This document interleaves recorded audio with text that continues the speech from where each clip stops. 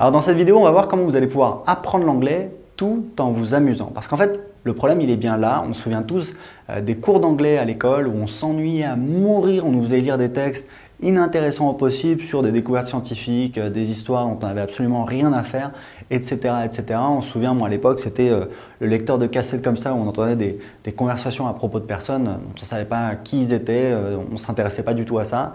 Et du coup, c'était extrêmement ennuyeux. Et dans ces conditions, ce n'est pas étonnant que les gens progressent aussi peu en anglais s'ils s'ennuient comme des rats morts pendant les cours d'anglais. En fait, la solution, elle est là. Moi, j'ai appris l'anglais tout seul.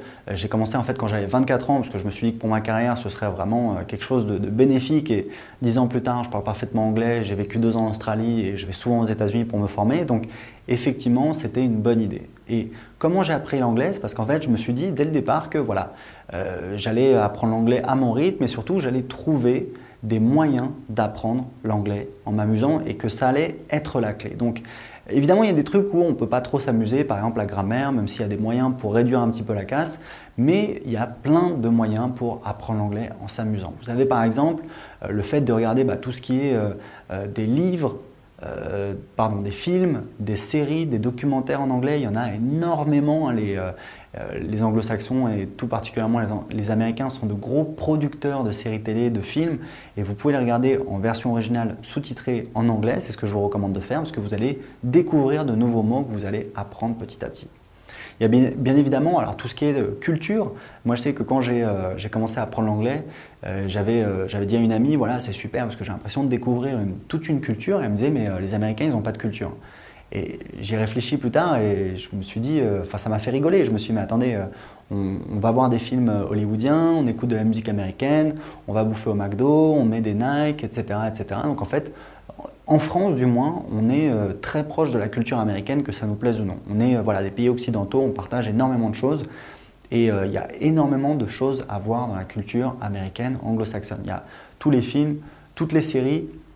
Il y a également les livres. Vous pouvez commencer à attaquer des livres, par exemple des best-sellers. Moi, je sais que le premier livre que j'ai lu en anglais, c'était de Da Vinci Code. Et c'est un livre qui est facile à lire parce que c'est un best-seller, c'est intéressant, c'est trépidant, etc. Si vous avez déjà vu le film, en plus, ça va être beaucoup plus facile pour vous. Il y a également, bien entendu, la musique. Je pense que pour la plupart d'entre vous, vous aimez écouter de la musique. Il y a énormément de chansons en anglais, que ce soit du rock, du rap. Alors, maintenant, il y a plein de styles différents. Quand vous avez une chanson qui vous plaît en anglais, vous allez chercher les paroles sur YouTube, sur Internet, c'est très facile. Et vous allez petit à petit, vous allez vous répéter les paroles, vous allez apprendre de nouveaux mots, etc., etc.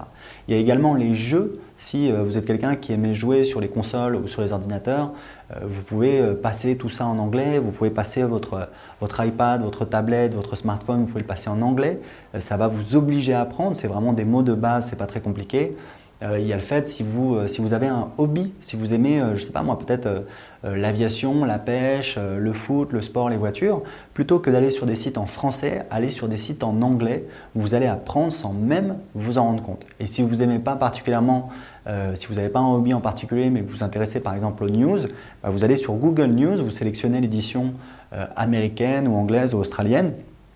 Enfin, américaine, c'est très bien pour commencer et vous allez pouvoir justement, au lieu de regarder les news en français, vous allez pouvoir regarder les news en anglais et vous allez apprendre plein de nouveaux mots petit à petit. Donc vous voyez, le but, c'est simplement de trouver dans votre vie qu'est-ce qui vous plaît, quelle activité vous plaît et de voir comment vous pouvez en profiter pour apprendre l'anglais en même temps. Parce que si vous vous ennuyez, si vous n'avez pas de plaisir dans un domaine, c'est sûr que vous n'allez pas faire de progrès. Donc en fait, le but du jeu, il est là. Donc réfléchissez toutes les activités que vous pourriez faire pour lesquelles vous pourriez faire de l'anglais. Si vous êtes dans une ville pas trop petite, vous pouvez aller sur des sites comme meetup.com et rencontrer des anglophones. Vous pouvez faire des sorties, aller au bowling, rencontrer des gens, des étrangers qui passent dans votre ville et vous allez pratiquer et vous allez apprendre l'anglais. Voilà, si vous avez des conseils, des commentaires ou des questions, posez-les en dessous de cette vidéo. En attendant, je vous donne rendez-vous à très bientôt pour plus de conseils en vidéo sur Anglais 5 minutes.